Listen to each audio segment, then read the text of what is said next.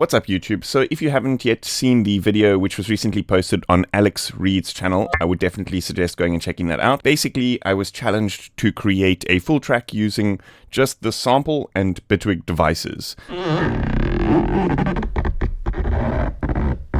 So the challenge also included Alckemy Neuro, Yuri Urano, and of course Reid, and the video is up on his channel. So in that video, I went through most of the sound design stuff for the project, and in today's video, I kind of want to follow up and just kind of finish it off with a bit of the arrangement stuff and the thought process that I went through, and kind of just finalizing things a little bit so you get more of a picture of how the finished product came to be. So like I said, a lot of the sound design stuff is in the previous video that was posted on Reid's channel, the kind of final video. But the whole idea that I kind of thought about when doing this was to kind of just like take the sample and just run it through as many different kind of effects as I could and kind of just see what the results would be. Just a combination of a lot of spectral processing, the blur device, frequency shifter, and some, I don't think I even used the filter. I think it was just like this. Added these to get this kind of like watery sound.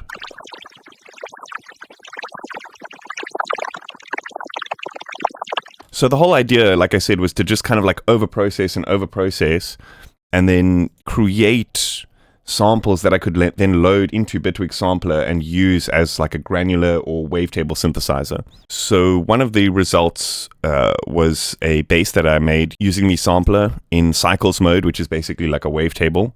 In the sampler, I used the filter to remove some of the high end and kind of make it just like a bassy sound, of course. And then I used Filter Plus to distort it a little bit, and then some dynamics. That's obviously sidechained to the kick drum.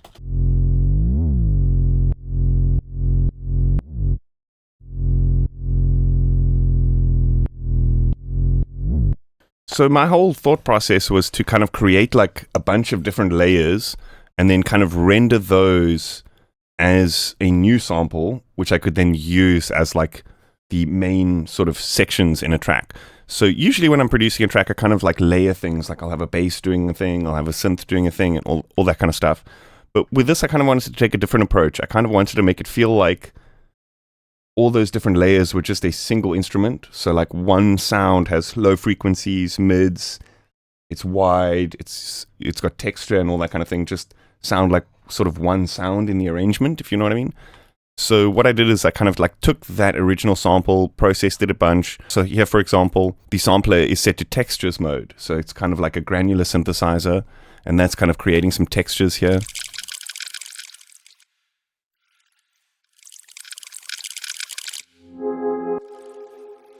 And then here, a similar thing, but this is cycles mode. So this was kind of creating like a pad sound, but it was kind of like taking a chop of that audio and kind of using it as a wavetable.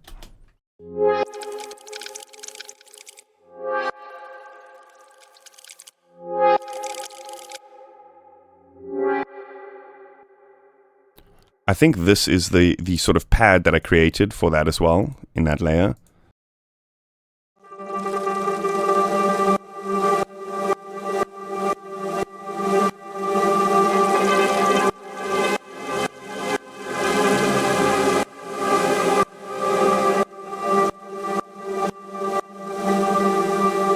It's just the sampler in textures mode with a convolution reverb on it. And so, yeah, like you can see the whole idea, this is basically that sound and that sound. The whole idea was like I wanted to create these big chunks of audio and then just flatten them down into like a single sample and then use that and modulate that as the piece in the track, right? So that's kind of how this whole section came to be, this channel here. So what I did is I kind of like layered everything like that. The bass, the pads, everything kind of together.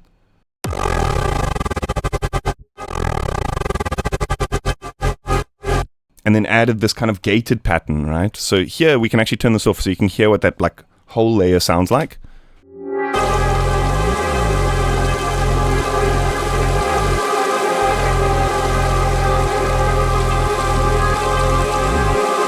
And so as I was kind of like piecing it together, I kind of like listened to that layer, that kind of group all together with the low frequencies, the pads, the textures.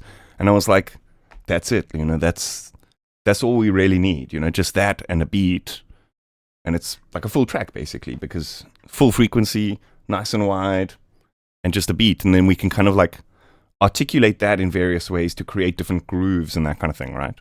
So that was the thought process behind the sidechain to the beat, and then this kind of gated pattern here.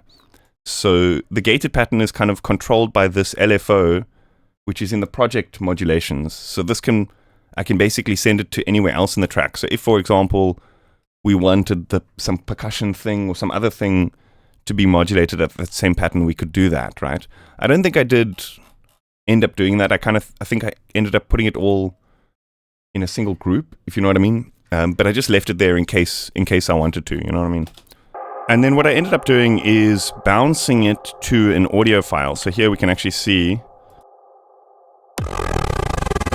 I basically took that whole file and just rendered it as an audio file. And the reason I did that is because now it's a little bit easier to like really go in there and fine tune. Say, for example, if there's a click or something like that, we can like just chop it and remove it, you know what I mean? Or if there's certain parts we want to like sort of create like a break or something like that, it's much easier to do it once everything's kind of rendered into one single loop, right? Yeah, that's basically it. Like the rest of the stuff, this is still just example stuff. So the track is basically just like that, full bounce, which is like low frequencies, is everything together, like the pads, everything all in one. And then it's just got some modulation sending to some reverb effects, right, that are on send channels. So I really try to keep it minimal with the arrangement, but still sound like a complete layered track, right? That was the whole idea here. And then it kind of breaks into a section here where I split the two apart. So it kind of, up until this point, up until the drop, it kind of sounds like everything is one thing. And then it kind of splits apart. The bass turns into a separate instrument. The pads turn into a separate instrument, and a kind of melody thing comes in, right?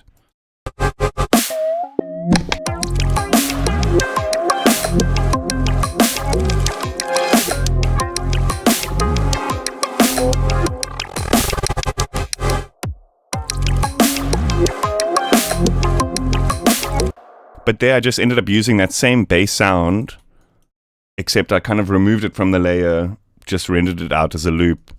And then here, I think with this one,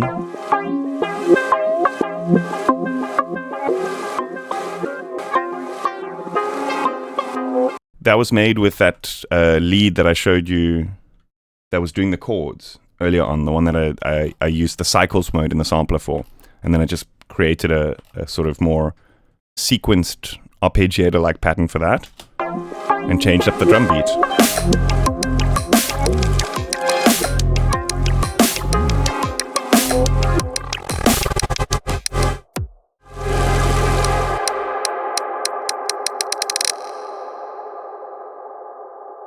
So this thing's pretty interesting. This is just like one of the drum hits. And then I used Bitwig's operator system. And so what this is basically just like the ability to kind of split the MIDI. I'm actually just going to mute this so we don't change what was here.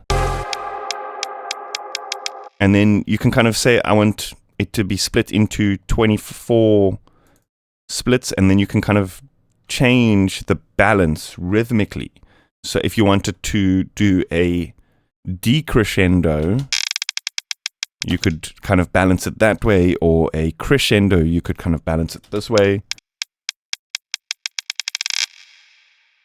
And then it just mixes in that reverb a little bit at the end there. So yeah, I kind of really try to keep things minimal with the arrangement, but really focus on making the sound already sound full. Do you know what I mean? And then just play with the movement, play with the groove. And kind of not focus too much on the layers. I guess the task was to use a single sample. So my idea was to kind of just make that sample shine as much as possible.